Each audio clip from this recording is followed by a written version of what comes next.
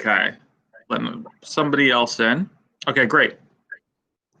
So, hello everyone. Welcome to Pillar 1 of this Remote School Works program.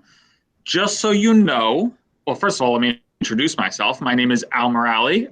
It's a pleasure to work with all of you today. I'm a senior learning leader at a company called Eduscape, an educational technology company where we rethink learning. And today we're going to be looking at how to establish community in a remote learning environment. I'm just going to be popping in and out of the slide deck to admit people as they're joining, just so you know if you see the screen going back and forth.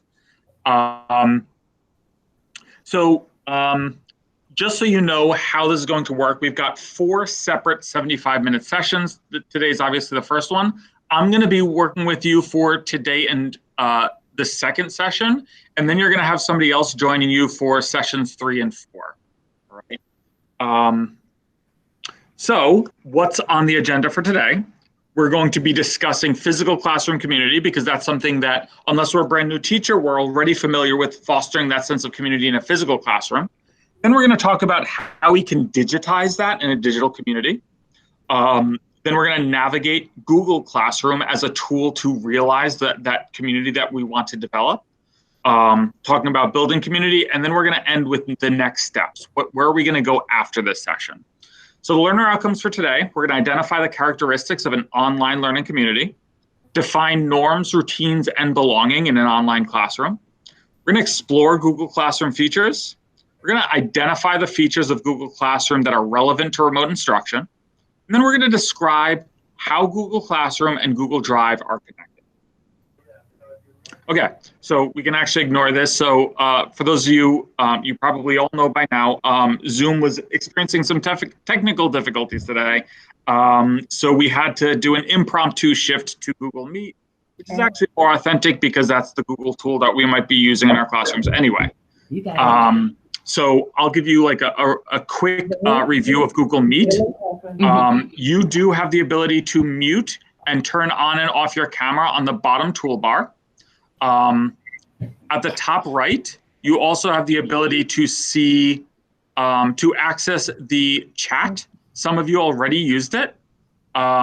So if you ever want to type something in, you can use that. All right. I will be opening the floor for any verbal communication for us today. If you'd prefer not to have verbal communication, you'd prefer just to type your responses, of course, that's welcome too. I also, in general, just want to encourage you to use the chat. Talk amongst yourselves with the text chat while this presentation is going on, because I want you to be collaborating with each other during this. Okay. Also, just so you know, this webinar is being recorded, and I'm telling you that for 2 reasons. One, because I want to be a good digital citizen and let you know that you are being recorded, but also you will have access to this recording afterward. So you'll be able to review some of the content that we cover. Good. Thank you. No problem. All right, so I'm going to start by sharing our planning guide with you. Let me just grab that for you. Okay, so I'm going to drop this in the chat so you can access it there. Okay, so that's a forced copy. So what that means is once you make that copy, it will be your personal copy. So you can take notes on it. In fact, it's created to take notes on. So please do use it throughout this session and even after this session. It also has a few links in it to like exemplars for things that we can use as inspiration. And it also has a note-taking space for you. And really it's organized in the order of the content that we cover today. All right, so let's start with our warm-up. This is actually, let me share a different one. One sec. Okay, because another group is using that one. So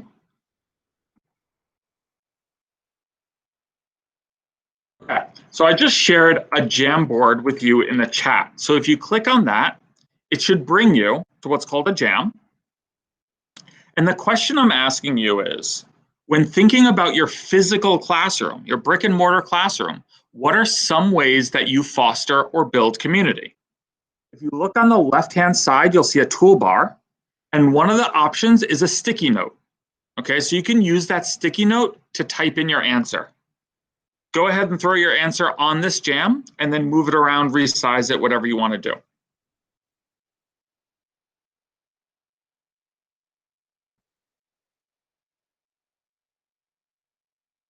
Okay, putting up student work, great example. Displaying student work so they develop a sense of pride and ownership over it.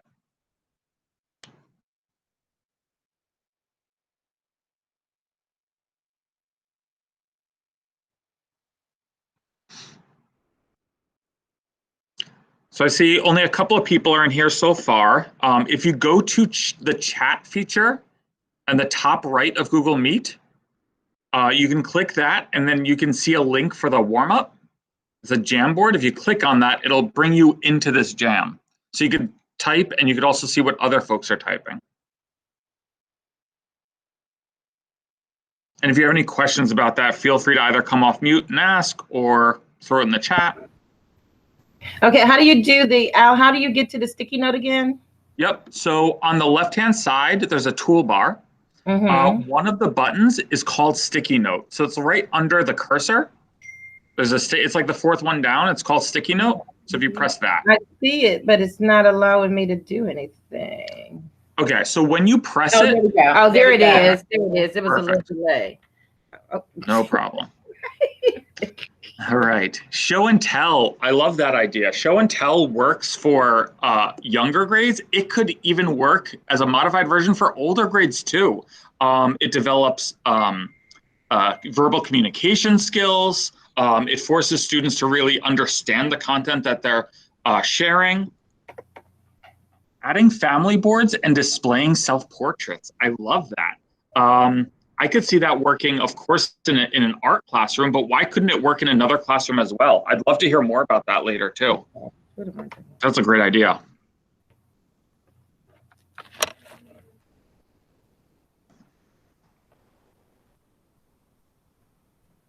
I'll give you folks another minute to share any other ideas you have.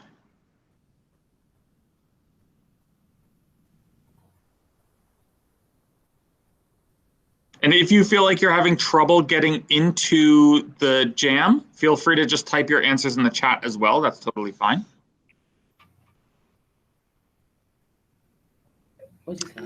Topic mashup, interesting. I'm having issues. I don't know how to. You said over here. We had it up there quicker. Who's that? Baba Community? Yeah, he's here. All right, so those are some great ideas for developing and fostering community in our classrooms. So let's look at this quick debrief, okay? So Jamboard is an example of one of many tools that we could use in a digital classroom to establish community, right? So how could we use Jamboard to connect with the community? How could Jamboard be used in your classroom? And what might you want to adapt or need to consider when using Jamboard? So Jamboard is the tool that we just used. It's essentially a digital whiteboard. So I want you to go ahead and let me know in the chat, or feel free to come off mute and tell me your ideas on how Jamboard could help establish community.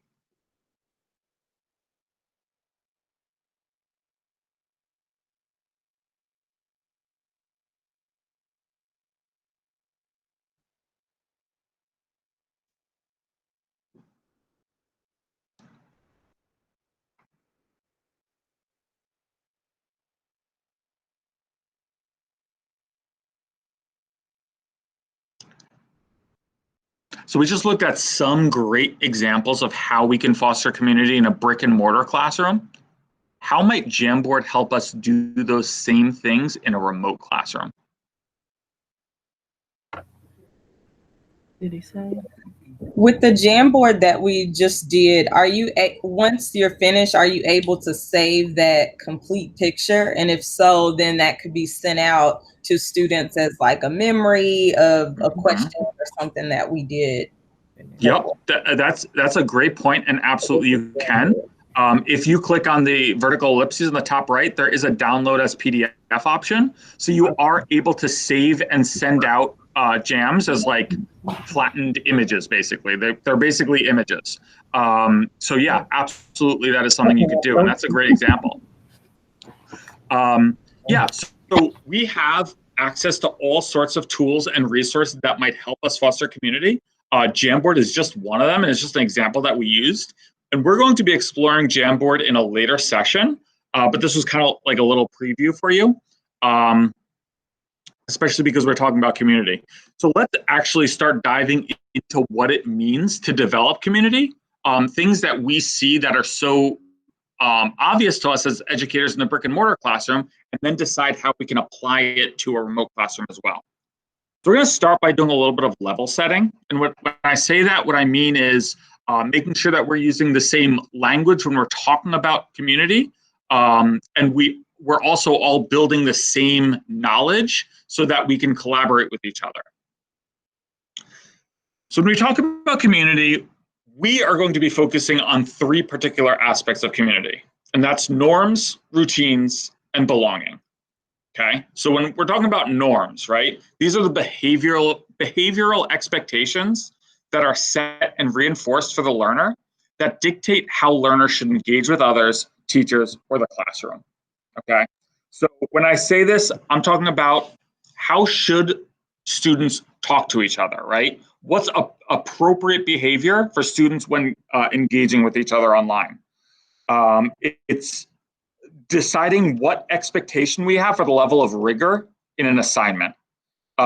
It's a policy that we set to give students access to us as teachers, right? So if we're in a brick and mortar classroom, all a student has to do to get access to their teacher, raise their hand, right? That's a norm. In a remote classroom, that becomes a little trickier, right? We're not always necessarily in a meet like we are right now. So creating a form, for example, that students can submit to a teacher with questions. Creating those sets of norms, anytime you have a question, email me. So students have access to their teachers, students know how they're expected to behave, etc. Routines. Routines are structures or sequence of steps implemented to support learning, facilitate transitions, or reinforce predetermined norms, right? So this could be every Sunday night at 8 p.m., I'm going to post the week's assignments, right? So students, and they're going to be in Google Classroom. So students right away know where they're going and when they're going there to access the information they need. A routine could be all assignments submitted to me are graded within 48 hours. That was probably the #1 question I got as a teacher. Did you grade X yet? Did you grade Y yet? No, not yet. I've got a 48-hour policy, right?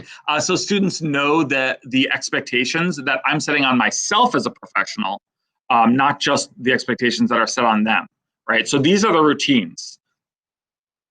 And then finally, creating a sense of belonging.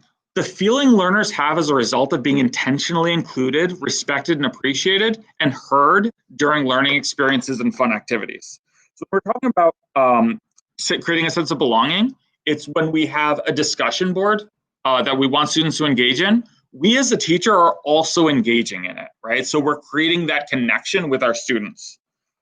It's taking every opportunity possible to create collaboration with our students. So students are working with each other, right? What is a community if it's not collaboration? That's the cornerstone of community. Creating spaces for students to share non-academic experiences, right? This is a place that you can share images of, you practicing soccer or describing your workspace or whatever it is. But yeah, creating a hub of community, not just necessarily relegated to academic learning, but also in student interests and passions, etc. So when we're talking about something like norms, we're talking about what we will do and how we will do it. Routines are when and how often we will live out those norms. And then that sense of belonging, how can we cultivate voice, agency, respect, and appreciation, right? And I'm going to get to that in a second. But yeah, so let's look at this through the lens of various aspects of what teaching is, so we kind of get a better understanding of what this means in use case, right? So if we're talking about creating assignments, for example, right? Where are students completing their assignments, or where are students accessing their assignments? When are they accessing their assignments? What is it going to look like for students to work with each other when they're not in the same physical space as one another? What does it look like for students to work with each other when they're not working at the same time, right? So these are questions that we want to answer. That is part of establishing these norms, routines, and belonging. Attendance. What does attendance mean now, right? In a brick and mortar classroom, it meant the student is physically present in the room at the same time as me, and I'm marking it off in my attendance book. Now it gets a little bit trickier, right? So are we getting a pulse on students? Are they completing a knowledge check at the beginning or a warm-up, and that's going to be attendance? Is it going to be, I'm looking at whether or not they're in the Google Meet video conference? Okay, they're in attendance. We can be a little more creative now that we're in remote learning experiences. Discussion posts and questions. What level of academic rigor are we expecting of our students when they're posting in discussion boards? What expectation are we having in terms of accountable talking, right? What language is appropriate and what language is inappropriate? All these kinds of things are going to be fostering community in discussion posts. Are students expected to respond to one another? And if so, do those responses continue a conversation, or are they ending conversations, right? And what can we reasonably expect of our students here? Reference materials. So this one, I would actually argue, is probably the most important one. Students, so we as teachers have become experts at reading people visually, but just by looking at them, we know how students are perceiving information, when they need help. This comes as second nature to a lot of teachers. We lose a lot of that ability in a virtual space. So we need to make sure that the scaffolds are in place for students when they're falling behind, that they don't end up slipping through the cracks. So does this mean that we're providing videos or texts for students to use as resources? Does it mean that students are emailing us when they have questions? Does this mean that students are working more in groups so they can lean on each other? Whatever it means, we need to consider how many materials students have so that they can work through content as seamlessly as possible, even if they don't have their teacher next to them at that moment. And that kind of bleeds into the next one, teacher support. How are we going to be supporting our students, and how will students have access to us? Collaboration, like we were talking about before. What does collaboration look like? Is it small group instruction where 3 students meet together on a Google Meet and maybe the teacher's there, maybe the teacher isn't? Does this mean students are working in a Google Doc and one student's working in it at 9 a.m. Writing their thoughts out, another student logs in at 11 a.m. and leaves comments for feedback and reflection points? Collaboration can look like so many things. So we want to consider what's going to make sense for our student body. Enforcement. So when students are not, how do I say this diplomatically, behaving in the way that we need them to improve our learning outcomes, what are the repercussions for this, right? This is something we want to think about beforehand so that we can properly enforce whatever it is however we want to approach it, right? What assignments are going to be graded? What assignments don't have to be graded, right? What assignments are low stakes? So I think a lot about the idea of assessment here, and you're going to get a lot into assessment in the later session. Later session is entirely dedicated to assessment, but the idea of the traditional pen and paper test, right? acting as this summative assessment at the end of a unit. This is the gauge on whether or not students understand. These traditional pen and paper tests can be replicated online, but are the questions we're asking easy to cheat on? And if so, do we want to reconsider how we are evaluating student knowledge? Maybe there's still a place for those objective tests like multiple choice, but maybe they're much more low stakes now. It's really like a check for understanding to make sure our students are on track to understanding the material. And then finally, meetings. We always want to consider district policies, right? So is it in line with my district policy to meet with students virtually, have their cameras on, record the sessions? I want to make sure that I'm complying with my district policy. And then after that, I want to make sure I'm meeting the needs of my students. Are my students being served best by having virtual synchronous learning where we're in a video conference together?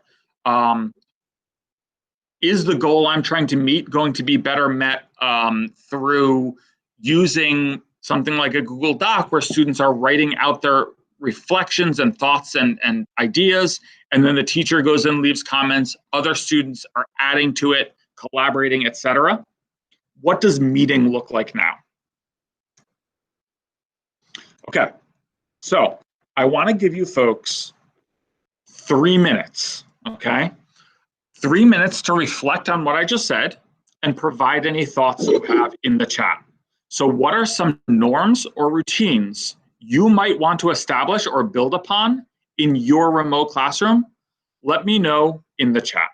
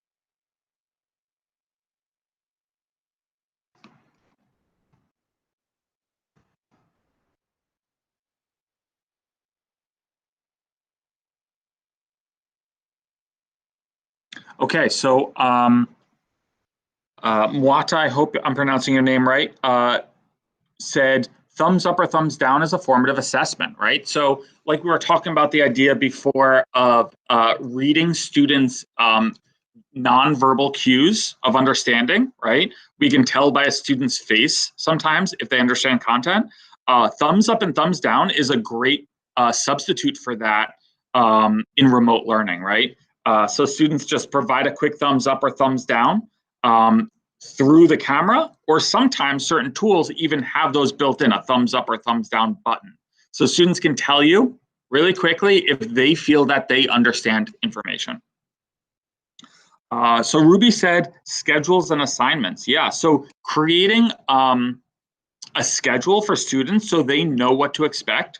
Because remember, as stressful as this might be for us as teachers, it's just as stressful for students. They don't know what this looks like and they've never experienced learning this way before, most students, right? So creating a schedule for students to follow is so important, right? And it helps squelch some of those fears and anxieties students might have. What are some other norms or expectations we might want to create for a remote classroom?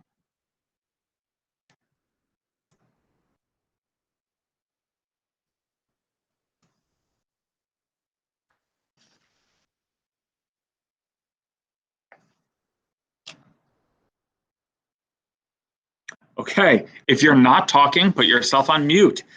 Yeah, that's a great example. And that's actually something that we established early in this webinar, right? Which is great because sometimes people don't realize the volume around them, right? Especially our students. So it helps that students are cognizant of that because it keeps the class flowing better, right? So yeah, that's a great example. All right, awesome. So let's move on, shall we? I'm still sharing, right? Yes, okay. All right, so we are going to look at one tool today, Google Classroom, that might help us realize this sense of community that we want to foster with our students. All right, so for those of you who have never used Google Classroom before, I'm going to start from the very beginning. All right, so the very first thing I want to do, to get to Classroom, I'm just going to go to google.com. If it says sign in the top right, then I want to sign in. If I see a little avatar here, it might be my initials, it might be a picture I set, then I know I'm signed in. This Google Apps button right here, Google calls the waffle. All right, so I'm going to click on the waffle because it kind of looks like a waffle. And this gives me access to various Google Apps. So if I click Classroom, it'll bring me to Classroom. If I don't see it here for whatever reason, I can also go to classroom.google.com. And just a hint, Google uses the same formula for all of their apps. So classroom.google.com, docs.google.com, drive.google.com, etc. All right. So when I go to Classroom, it brings me to the landing page. If you've never been here, it will ask you if you're a student or a teacher. Make sure that you select teacher. If you select student, it will think that you're a student and you won't be able to create classes. That can be adjusted, but it needs to be adjusted by your school's Google admin. So you're going to have to ask somebody to fix it, and it's just a headache. So if you choose teacher, you're in the clear, right? Also, you won't see, this will be blank, this will be empty if you've never created or joined a classroom. Obviously, I am part of many classrooms, so you see many classrooms here. Once you are here, the landing page, and you can see all these classrooms, or you don't see any, to create a classroom, all you would do, hover up to the top right, and you would see this plus sign. Hold on, I think somebody's trying to join. Okay. You would hover at the top right over create or join a class. It's a plus sign. You click that, and you can press create class. You'd want to give it a name, and oh, it's trying to pop me out. Give me one sec.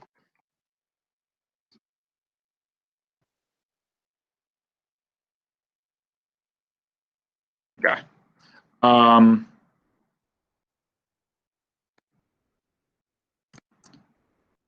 Okay. So, sorry, somebody else want to join? Yeah, sorry. Okay. So it's going to ask me to give the class a name. Now, I want to consider for naming my class a couple of things. Will students be able to easily recognize the class even though they're in multiple classrooms? Will I be able to easily recognize the class even though I've created multiple classrooms? And will I be able to differentiate this from classrooms from previous years? Even if this is my first year using Classroom, next year, I'll have all of this year's classroom. And in 5 years, I'll have 5 years worth of classrooms, so they can add up quickly. I can archive them, but I still want to be able to differentiate. So a name like Mr. Morales, period 5 English, 2020 to 2021, right? That way, all students can identify it easily. I can identify it easily, and I can tell it apart from previous years. I can also add section, subject, and room. That doesn't affect the class at all. That's just like if you want that information available to you, you can add it there. And then, of course, you'd press create. I'm going to go into this model classroom that we can explore. So in order to go into a class, I would just click on it. To get back to my classes, so the top right, we have this waffle, right? The top left, we have what they call a hamburger. Google likes their food names for whatever reason. So I'm going to click on this hamburger. And if I select classes, I can get back to my landing page. So I can navigate from classroom to landing page pretty easily. When I enter a classroom, it brings me right away to the Stream tab. I've got 4 tabs here. The Stream tab is like the front page of your classroom. You can think of it that way. All right. So I can share announcements here. Students get updated on assignments, etc.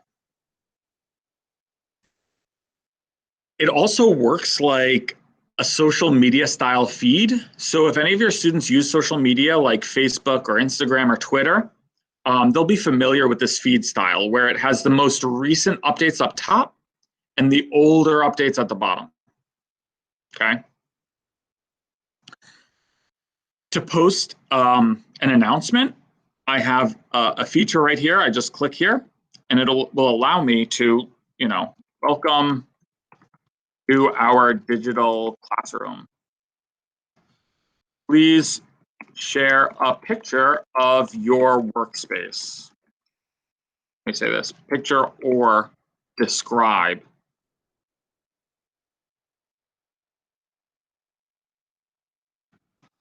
Please share a picture of or describe your workspace. So right away, I'm establishing community, right? I'm getting students to share. I'm getting students to communicate with one another. It becomes a discussion board right away. I can also choose to share this with all of my students or some of my students. So if I had small group instruction, a few students that are in a small group that I want to give them separate instructions, I'm able to do that here. I can also share to just one or multiple classrooms. So if I belong to multiple classrooms and I want them all to get the same announcement, I can just check them off to make sure they do. I can also add files, okay? So if we look at this as an example, right? This post, and by the way, this is, of course, a simulated classroom. This isn't a real classroom. This post welcomes students to the digital classroom, and it provides students with various discussion norms. These are discussion norms that they had before they switched to remote learning.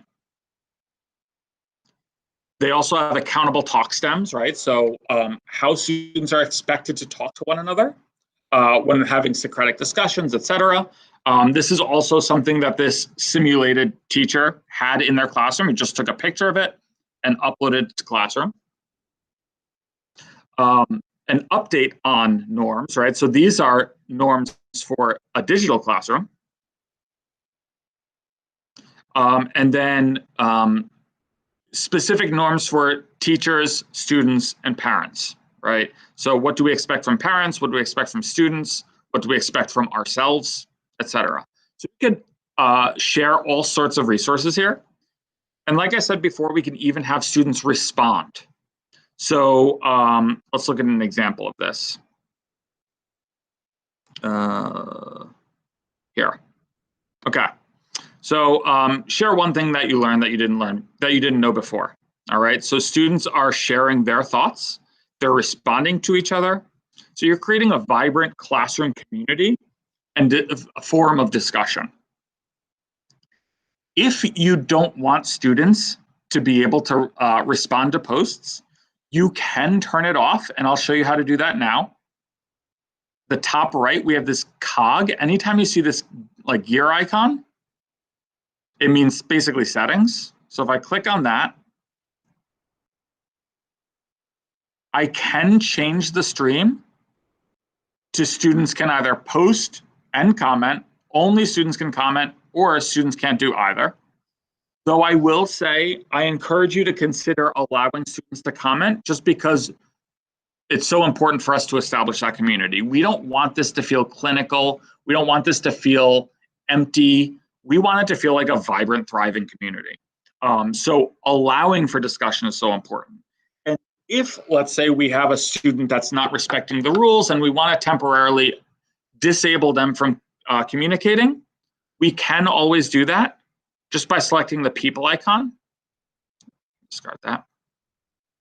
Selecting the student, maybe Trevor Jones, and selecting actions, and then we can mute them. That means that they can still see and access the classroom, but they can't participate in discussions. Of course, if we ever wanted to, let's let's say I mute him, right?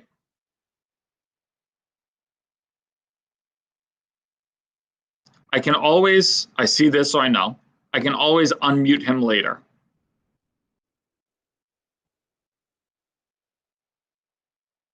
Okay. Another thing to know is there's an upcoming box right here. If there are any upcoming assignments, it will let students know, like, hey, by the way, you have this coming up soon. So it's just like a quick reminder for students. Some other features you'll see in the model classroom, excuse me, in the stream. There's a Meet link here, okay? So it might ask you to generate a Meet link. If you just click it, it'll generate one. So right now we're in a Google Meet. You can create one for your classroom. So let's say you say every Tuesday at 9:30 a.m., we're going to meet in our classroom Meet. Students would click here and access the Meet. Students cannot enter unless you as a teacher are present. So that's important to know. If you and the students are in the classroom and then you leave, students won't be kicked out though. So that's important to know as well. It's kind of like, I think of it almost like your classroom door is locked, so students can't get in, but once you unlock the door, then you are in there and students can enter as well. All right, so. Your students enter? Say that one more time. Can only your students enter or anyone with the code can enter? Yep, good question. So only people who are in this classroom can enter. So they have to be a member of this Google Classroom. So if you wanted to create a Meet where people outside of this classroom can join, like let's say you're having an event with a colleague and you want your 30 students and their 25 students to join, then you could go to the Waffle and then choose Meet and then create a Meet outside of the classroom and then share that, like you could email it, for example, or even link it in your classroom, let's say. Okay. By the way, a quick troubleshooting tip, if students don't see this, if you go to the cog at the top right, there is an option here to make it visible to students. This might be toggled off, so you'd want to toggle that on. Okay. Let's talk now about people, because we want to add students to the class. If I click this People tab, it shows me everyone who's in this class, all right? You can have multiple teachers in a classroom. You can actually have up to 15. So you got plenty of space for teachers. To add them, you would just click this Invite Teachers button right here. And let's say I chose, I don't know, my colleagues. I could select them and invite them. Students works the same way. I would just click this plus sign right here. And I could type in the student name, etc. That's me manually adding them. I can also copy the invite link and email it to them. If a student is added later, are they able to see previous posts? Yep, they absolutely are. Okay. Depending on how your district has it set up, you might see an option here that says invite guardians. Okay.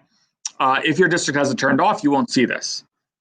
But essentially what it does, let's say I wanted to invite Will's parents, right? I could press invite guardians. I could type in his parents' email address.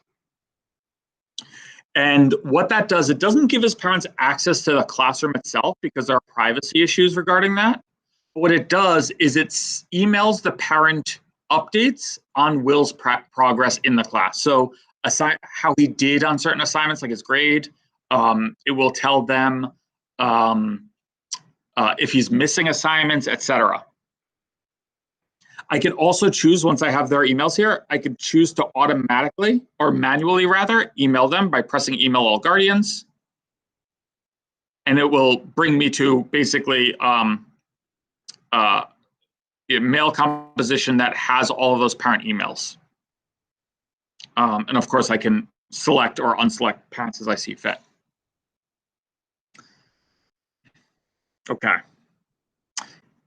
One more way to offer students the ability to join. If I go back to Stream, up here there's a class code. This works really well if we're in the brick and mortar classroom, right? So if I select this display option, I could have all my students pull out Chromebooks if they each have a device and have them go to classroom.google.com, join a class with a code, and they just type this in, they all enroll themselves. I could also do this if I'm in Google Meet with them, right? Or I could even email them this code. But I find personally that remote teaching, this one doesn't work as well. It works really well in brick and mortar. For remote teaching, I'm probably just going to manually invite them here. Okay. All right, let me make sure I didn't miss anything because I went over a lot of stuff. Actually, what I'm going to do now is I'm going to give you folks 2 minutes just to review what we covered, jot down any notes, look at the planning guide, write down anything there, and then we'll continue. So you'll have 2 minutes to jot down any notes.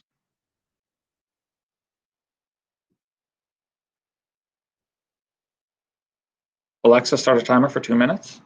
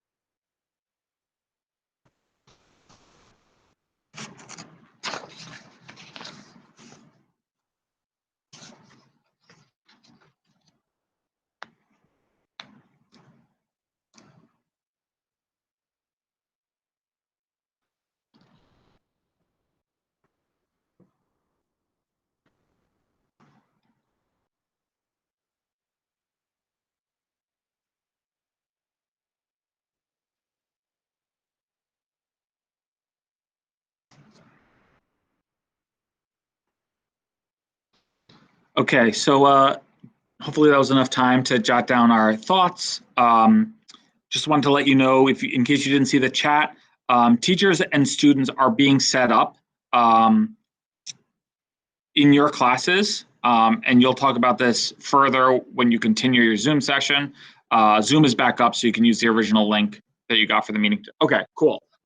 We're like more than halfway done, so I don't think it's necessary for us to go back into Zoom, but that's good to know. Yeah, so that's also good to know for you folks to know that teachers and students are automatically being set up in your classroom, so you don't have to worry about that. Okay. So one other main area that I want to make sure that we cover in the classroom is classwork. Okay, so like I said, there are 4 tabs up here, and this is really how I'm navigating my classroom. I'm going to select classwork now. Classwork is where we create our assignments that we want to assign students through Classroom. There are many ways to organize this. In this particular model classroom, we see content organized by unit. So unit 1 is on floods, unit 2 is on invasive species, etc. Some other teachers prefer to organize by date. So in this case, in this example, a teacher is organizing content by week, right? Some teachers I saw at the beginning of remote learning of last year, organizing it by day. So if you have a lot of resources every day, that might be an option. Just know that if you have a new topic every day, you're going to start to fill out a lot of topics in your classwork section, and it's going to start. It might be a little bit harder for students to navigate through because they might start losing information, etc. That's on your end. You know, you're the one who's going to be making that decision if your students are going to be confused by that or if it might be helpful to them. Just know that there are many ways to set up the classwork section. And to do that, we're creating something called topics, all right? So to create a topic, there's a create button at the top left right here. I would select this. If I want to create an assignment, I just press assignment. If I want to create a topic, I select topic at the bottom. Topics appear like this, okay? This is an example of a topic. Assignments appear like this, okay? These are materials, whatever. We can drag and move these around as needed, okay? So if I want this to end up in this topic, I would just drag and drop it here, okay? So in this case, this teacher is obviously organized by unit, but on top of all of that, there is a resources topic. So any resources that students are going to generally find helpful throughout the year are going to be put here, right? So just some examples of what some of these resources might be. Group work roles, right? What are the roles that we're going to be establishing when we're doing group work? So if a student was assigned, for example, protocol keeper, they have no idea what that is. Even though you told them like 30 times maybe, they'll be able to see it right here, okay? A parent guide, right? So something that might help, this is obviously simulation, so it's empty, but something that will help parents navigate through. A question form, I need help, right? So anytime a student needs help, they choose this resource and they can enter their question and submit it to the teacher. So there are all sorts of resources that we can create. Here's another one, assignment post tags. So this is almost like a legend, right? It tells students how to read assignments. So in this case, this assignment is U1, CW number 1, : flood knowledge resource. So what does that mean, right? Well, U1 means unit 1. CW number means classwork number, right? So this is classwork assignment number 2 or whatever. Using this kind of legend might be helpful for our students in navigating through. It might be confusing to some students. So again, you know, you're the person who's going to be making that decision, what's helpful to them and what's not helpful to them. So this is an example of a classwork tab, how we might organize based on topics. So we have about 20 minutes remaining, okay? What I want to do now is I want to give you folks some time to practice some of the content we just covered. So there are a few options here. You can actually build a classroom and try to start setting it up, or I'm sorry, I think actually your classrooms were already built. So accessing and deciding how you want it to be set up. You could go through your planning guide and start taking notes. You could try some of the stuff that we covered, and then feel free to ask questions as you are working through this. Does anyone have any questions? I do. My name is Kim Bryant. Hi, Kim. I noticed that the classroom I set up for myself when we first went virtual is totally different from the classroom that I guess Baba John set up. I don't have as many options in the classroom Baba John set up.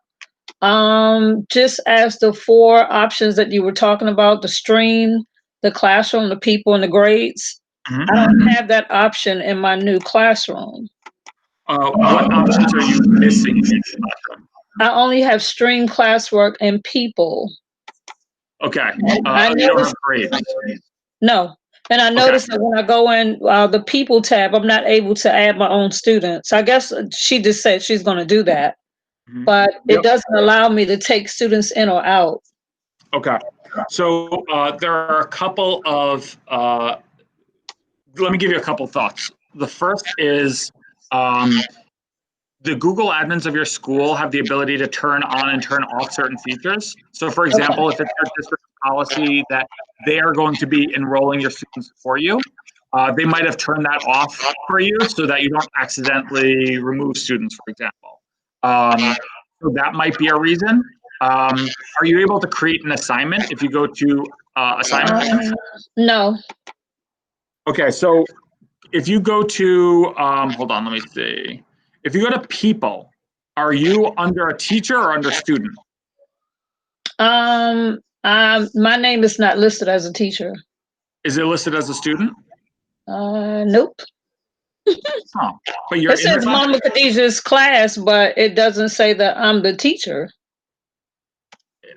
Interesting. So you would probably be either under teacher or under student. If you're basically, if you're as a student, you're not going to get all the resources available. And that might be a mistake and that might not be. If you're labeled as a teacher, you'll have all of the resources available to you that your Google administrators want you to have access to. Right, right. So yeah, I would check that. And then if not, if you're, if you want clarity on how your admin set it up, I'd probably ask them. Okay. Yeah. Do you use a different LMS for your grades? Like, do you have like Canvas or Schoology or something like that? I'm sorry, I didn't hear that. Do you use a different LMS for your grades? Like, do you use like Canvas or Schoology or PowerSchool or something like that for your grades? No. Okay. Last year when we first went remote, I teach K1, so my grade levels, my grading looked totally different. My K grading looked totally different from my first grade grading. So, I'm just I guess the way he set it up as admin, and he's controlling the account because I'm not able to go in and do anything. Right. Yeah.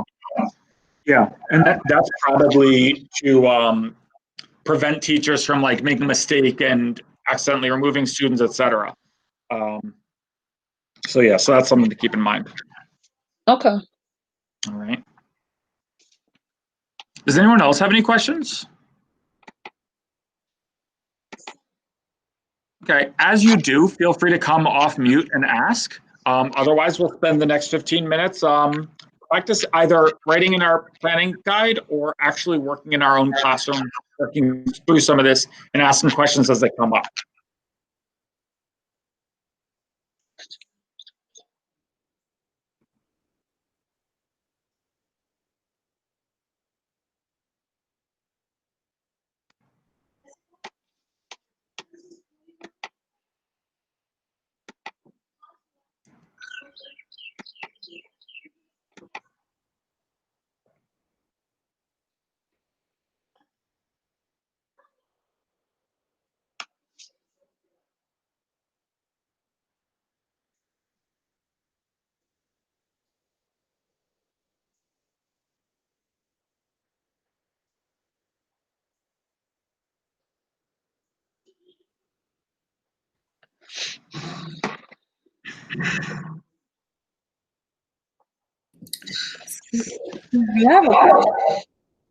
Are you able to show us how you created that a document where it's a copy when I open it? Sure, yeah. So hold on, let me I can show you how to do that. So I'm going to show you how to do that, and I'm going to show you a second way to do that. So the second way, which is easier, if you're in Classroom, if you create an assignment, so if I click Classwork tab, I create an assignment, I choose assignment, and then let's say I create a brand new doc, right? So I get put in the doc, I can put whatever I want in it. Right here, if I choose make a copy for each student automatically gets a copy, okay? So it's like photocopying the assignment 20 times, one for each student. Okay. That's helpful if students are in a classroom. Obviously, we're not in a classroom, so that's not what I did. So I did the other way. The other way is first, if I'm in a document, I want to make sure that the sharing settings are right. Okay, so let's call this sample doc. Okay, so to make sure that my sharing settings are appropriate, I'm going to click share. I'm going to click change down here to make sure that whoever I want to see my doc can. So maybe it's restricted, maybe it's my tenant, you'll see your school here. Maybe it's anyone, whatever I want. And then I want to change what their access is, like what I want them to do. Just view it, edit it, just leave comments, etc. After I do that, I copy the link. If I paste that link into our URL, see how the end of the URL says edit right here? I'm going to highlight that, and I'm going to write copy instead. And then I can copy this URL. So if I press enter here, it's going to force a copy. Cool little trick. Okay, thank you. No problem.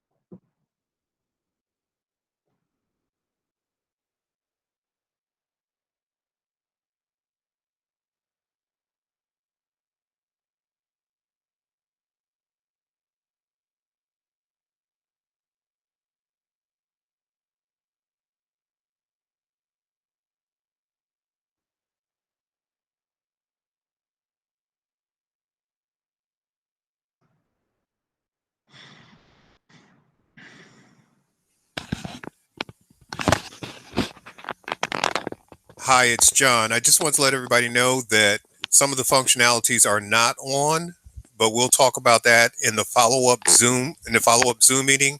By the way, Zoom is back up. So use your original link after we finish with this training session to get back into Zoom. Thank you. Perfect. Thanks, John.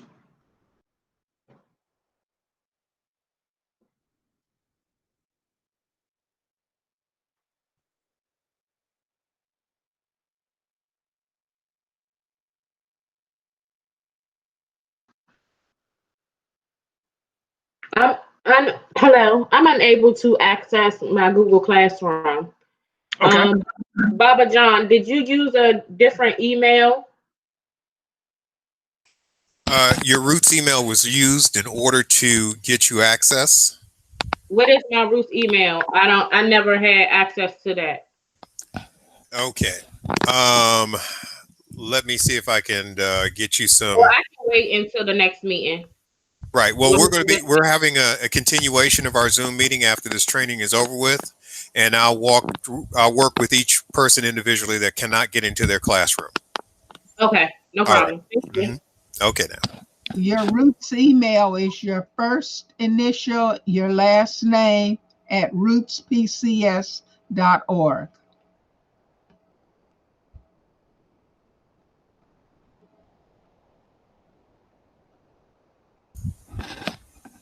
Okay.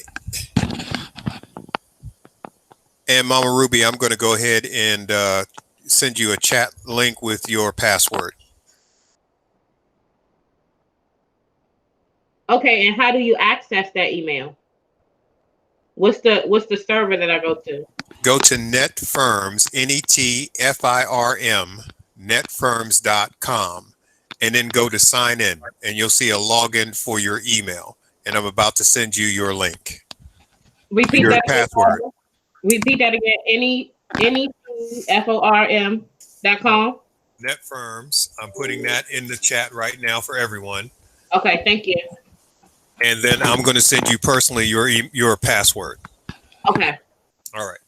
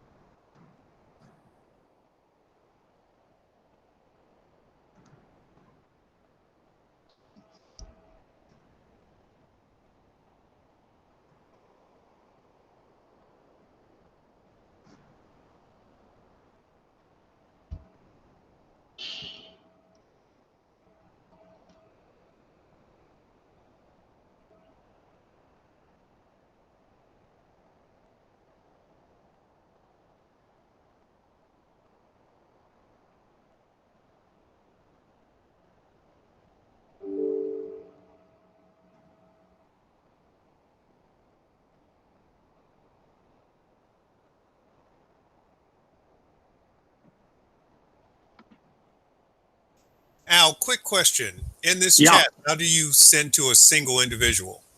Oh, let me see. Hold on. I don't know if there is a way. Let me see. Hold on.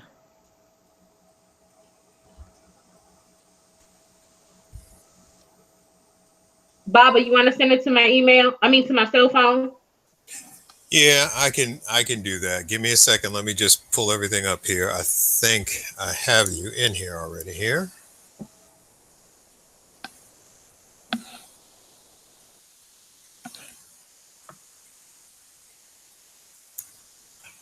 Okay, yeah, I have you in here. Give me a second here. I'm sending it to you now.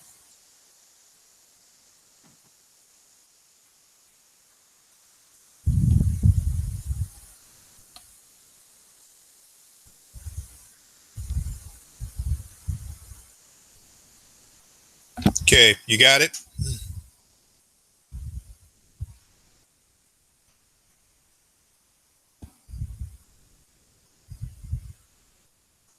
Yes, Bob, I got it. Thanks. Okay, my pleasure.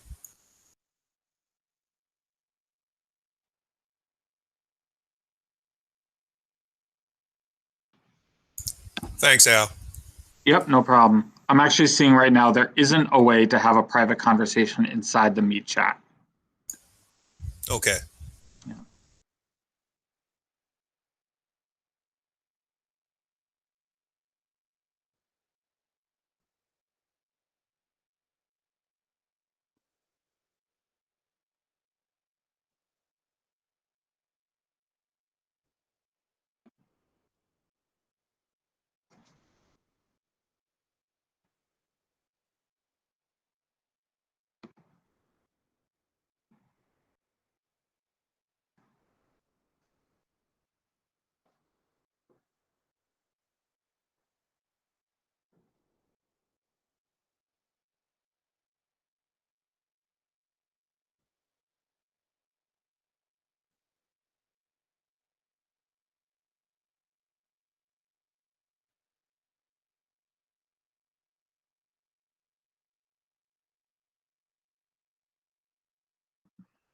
Hey, Baba John, it said that it's NetFirms is not a site when I put it in my Google.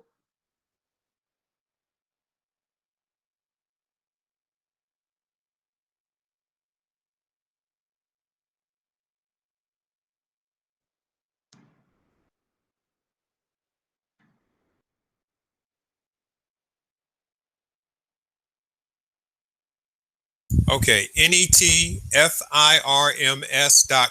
is not a site.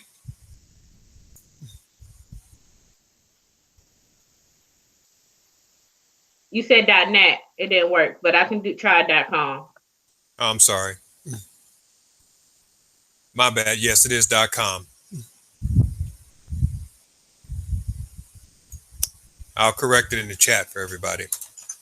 Okay, thank you. I got it. Okay, cool.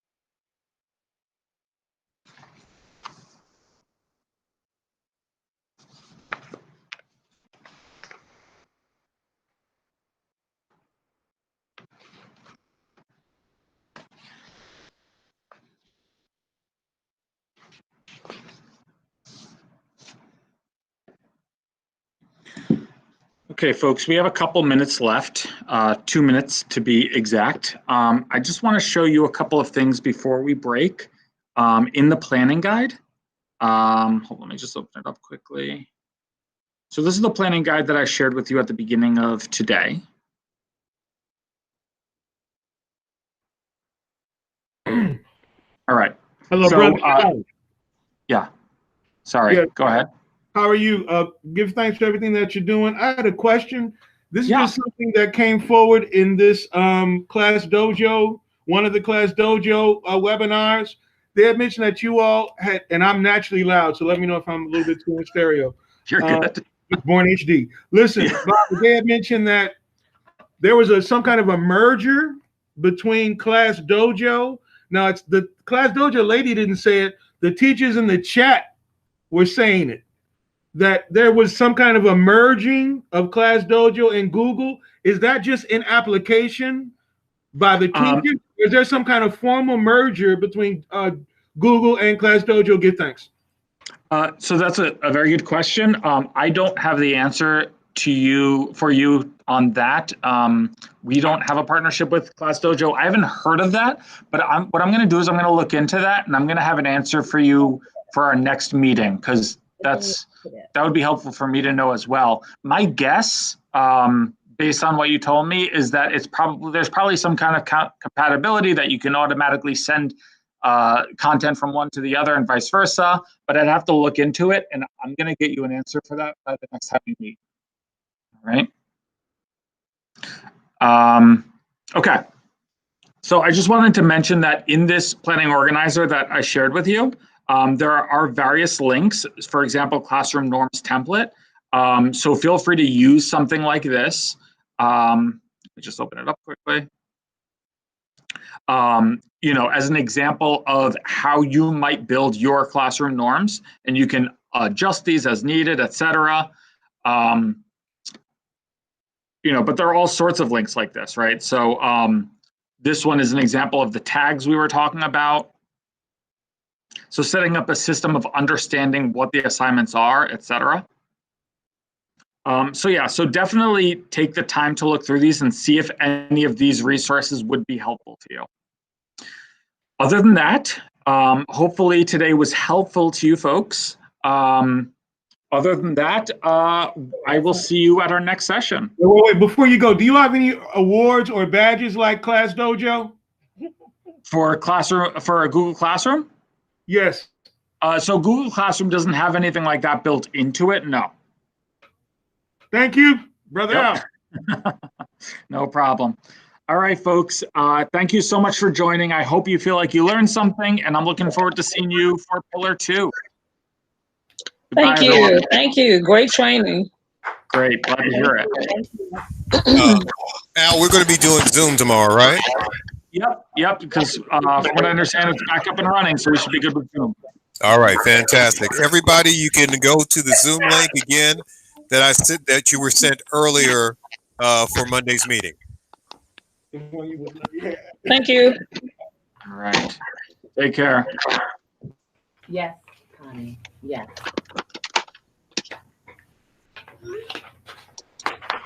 This for the full week? Okay. No, this No. is just for today. No, that's for the whole week. I don't see. Oh, damn. Oh, I see Mom, might be it's in 2 pages. I'm two. sorry. Okay. Mom. I'm Front sorry. and back. I'm sorry. Okay. And this for us? It's on your email. Right. I was gonna print it out too. You can copy. Oh, yeah, I now that I just can get in my emails. That's right. Because you I gave me gotta that print. code.